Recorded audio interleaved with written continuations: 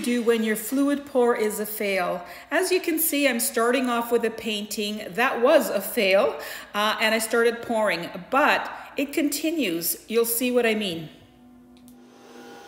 Hey everyone, welcome. Thanks for joining me. I'm Soraya. I've got a really interesting video for you today, so keep watching. There's a lot happening in this one. If you're new to my channel or you just simply forgot, please subscribe and give this video a thumbs up. So far it's just me blowing out the paint. It is just plain white, black, a gray, and some silver in it as well. It is quite beautiful, but you'll see what happens next.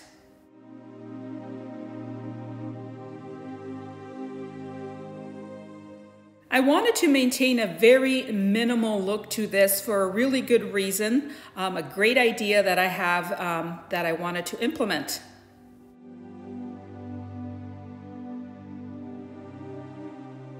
You'll be seeing how that turns out real soon.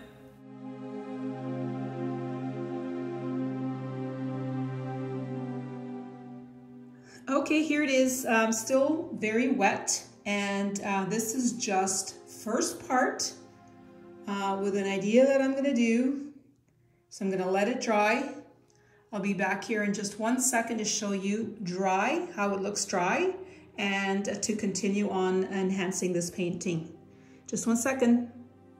Okay, here it is. It is fully dried finally. That it did take a bit of time, and I did blow it out just a little bit more here in the middle. And you can see that there's a lot of texture. Really loving the way that looks. So just stick with me. I'm going to continue with this painting and enhance it. So my first idea was to really define a focal point by using the masking tape.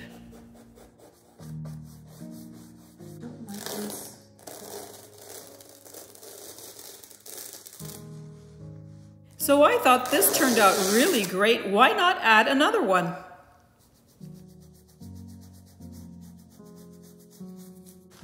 So this focal point was all to do with butterflies. I wanted to use the stencil that I have and have them be a real focus. But as you can see, not working out really great. So at first I thought this was going to work out great, especially when I put down the big butterfly, but you'll see, it just gets worse.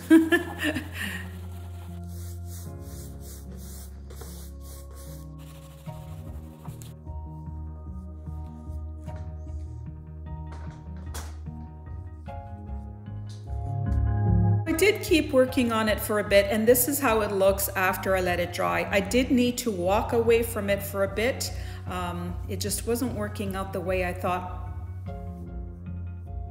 So I decided to kind of play it safe and highlight areas that I know would work well with highlighting. The idea that I had was a bunch of butterflies coming through the middle and going out into the space.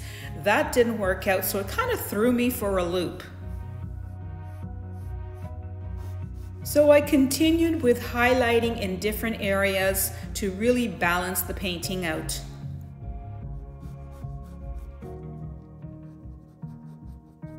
So at this point I thought the painting looked pretty good, and I was working towards a focal point still. And you can still see the outline of the butterfly there, which I thought looked really pretty.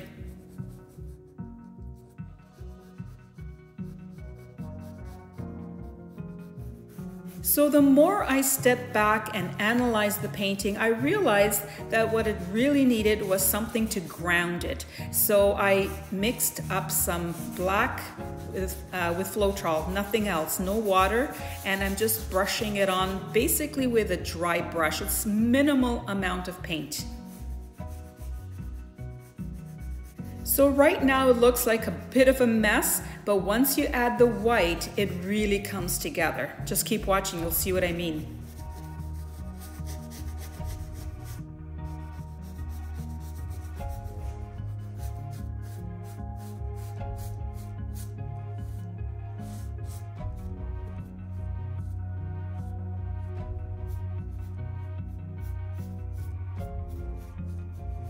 Now, if there weren't enough surprises, there's another bold and interesting addition that you'll want to see next. Now, this is the same black that I was using before, but in a much stronger amount. It's basically just adding a lot more on your brush.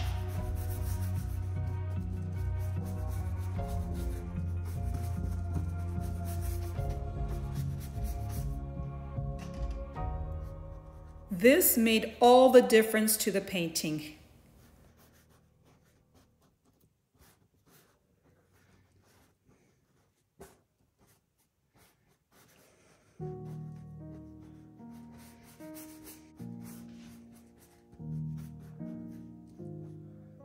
Don't you love the sound of scratching brush on a canvas? I do. Leave me a comment and let me know what you think.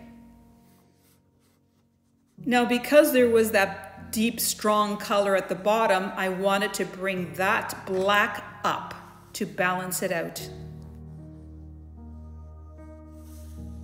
So once you get that notion out of your head that you have failed, that it didn't go the way you planned, you can work with what you have and it becomes something totally beautiful and unique in its own way.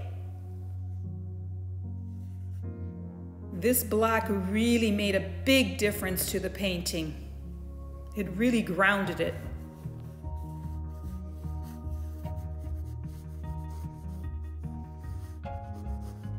So even though this didn't work out quite the way I had anticipated, this is why you should never give up on your fluid pours.